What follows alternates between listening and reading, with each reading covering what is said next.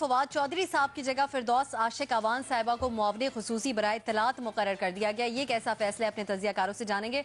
सलीम साफी साहब, फवाद चौधरी साहब तो बहुत वोकल थे, आखिरी दिन तक पार्टी को डिफेंड कर रहे थे, आपके शो में बहुत ज्यादा आते थे और बात कर रहे होते थे। क्या कमी थी उनमें, उनको क्यों हटाया गया ओहदे से? बहुत समझाया था उनको। मैंने उनसे कहा था ये नियाजी साहब की और इस तरह के लोगों की मिसालें देखें। मैं उनसे कहता था कि देखिए ये बड़ा शफ़ाक आदमी है, इस्तेमाल करने के बाद इसी तरह फेंक देता है जिस तरह टिश्यू पेपर को फेंका जाता है, लेकिन वो बस बादशाह आदमी है, जिस तरफ चले जाते हैं इंतहा तक। और मैं उनसे कहता था कि इनकी खातिर दूसरों की इज़्ज़तें ना हो दूसरों की इज़्ज़तों से ना कह लो। बहरहाल उनके साथ तो जो कुछ होना था वो हो चुका। अब उससे बड़ा जुल्म उनके साथ ये किया है कि देखे उनकी जगह फिरदौस आशिक अवान को ला के गोया उनके लीडर ने उनको ये मैसेज दिया है कि तुमसे फिरदौस आशिक अवान भी अच्छी है।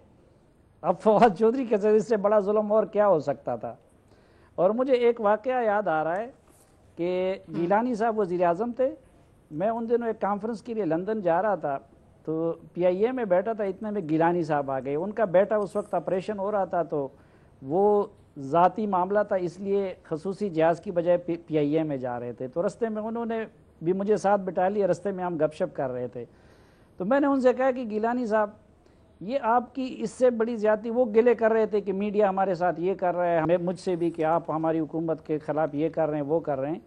तो मैंने उनसे कहा कि जी आपने जो हमारे साथ किया ये फिरदौस आशिक अवान को वज़ीर इत्तलात बना के, तो गिलानी साहब ने मुझे ऐसा मुँह तोड़ जवाब दिया ना कि जो आज तक किसी ने मेरे ख्याल में नहीं दिया। उन्होंने मुझे कहा कि सलीम तुम मीडिया वालों को मैंने तुम्हारी औकात याद दिलानी थी कि तुम लोगों की यही औकात है कि तुम्हारी मिनिस्ट्री के इंचार्ज फिरदौस आशिक अवान हो।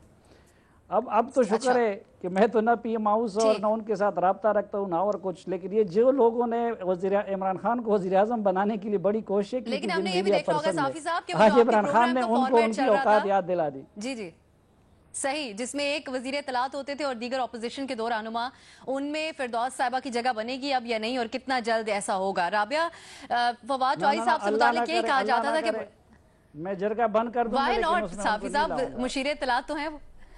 सही। राबिया, फवाद चौधरी साहब से मुतालिक कहा जाता था फवाद चौधरी की हैसियत में बैठता था, वजीर इत्तलात की हैसियत में नहीं। अच्छा ठीक है।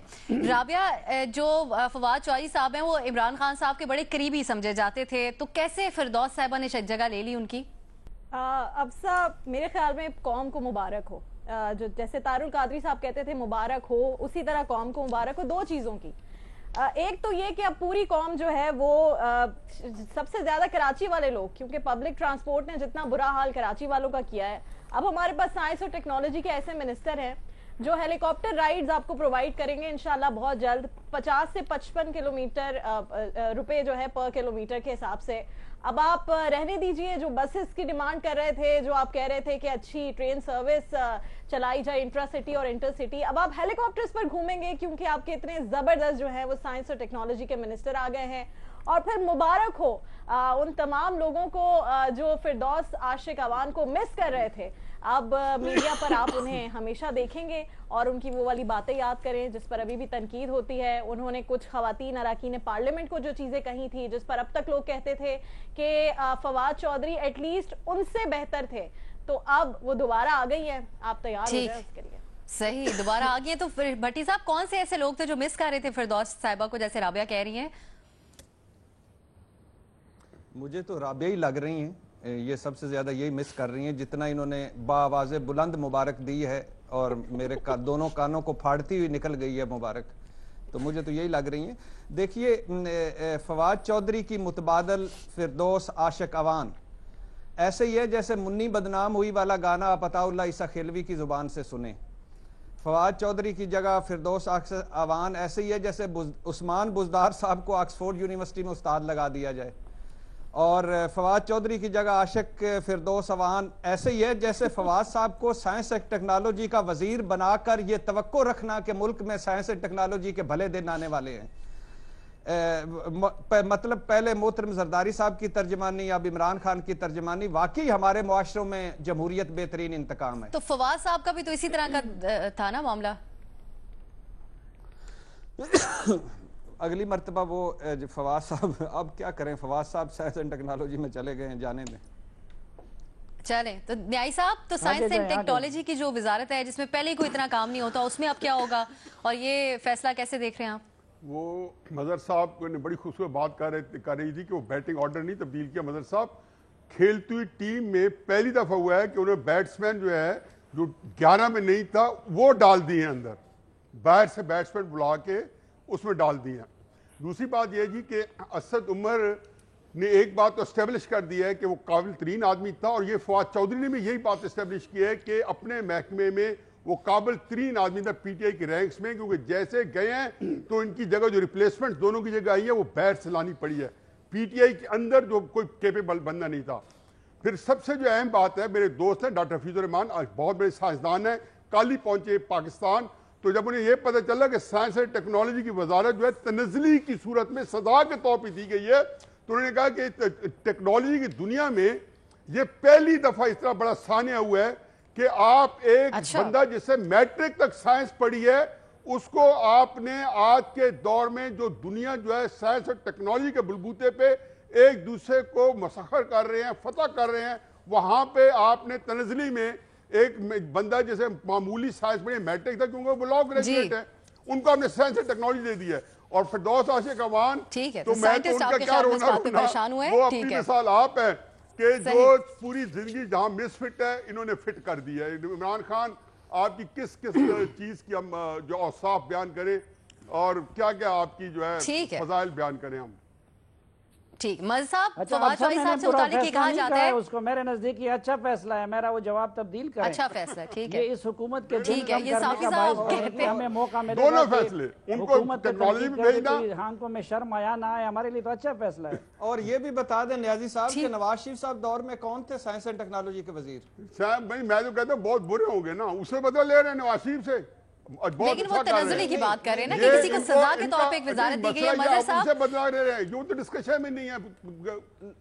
ایک مظہر عباس صاحب ٹھیک ہے ٹھیک ہے صاحب، آپ مجھے نہیں پتا کون تھے، میں تو یہ سمجھتا ہوں کہ مشرف کے وقت میں جو تھے مشیر ڈاکٹر طاہر رحمان وہ بہت اچھے تھے، ان کو لے لیتے، ڈاکٹر طاہر رحمان کو مشیر بنا دیتے سائنس اور ٹیکنالوجی کا. مظہر عباس صاحب، فواد چودھری صاحب سے متعلق یہ کہا جاتا ہے، میں نے اسے یہ مشورہ دیا تھا کہ خان صاحب یہ جو سلیم صافی صاحب نے کہی ہے، میں نے منہ پہ کہا تھا خان صاحب ساتھی اور جو دوست جو ہوتے ہیں وہ ٹیشو پیپر نہیں ہوتے.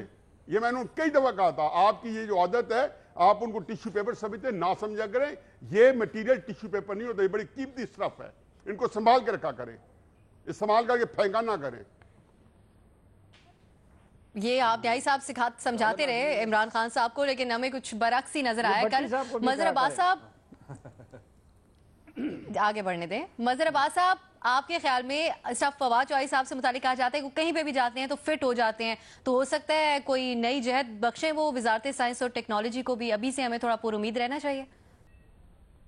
دیکھیں وزارت اطلاعات کے معاملے میں ہمیشہ بڑا بھاری بھرکم فیصلہ ہوتا ہے، اور چاہے وہ شیخ رشید صاحب ہوں، فواد چودھری ہوں، فردوس عاشق اعوان صاحبہ ہوں، بھاری بھرکم فیصلہ تو ضرور ہوتا ہے، اس میں تو کوئی شک نہیں ہے.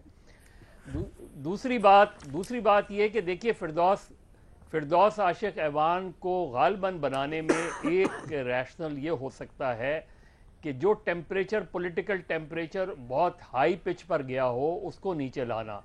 لیکن فواد چودھری صاحب جو باتیں کرتے تھے وہ عمران خان پہ آنے والی ہر باؤنسر کو خود روکنے کی کوشش کرتے تھے، تو اس لحاظ سے تو فواد چودھری بہت ایفیکٹو تھے، کیونکہ وہ عمران خان ظاہر ہے اس چیز کو، ان چیزوں کو انجوائے کرتے تھے.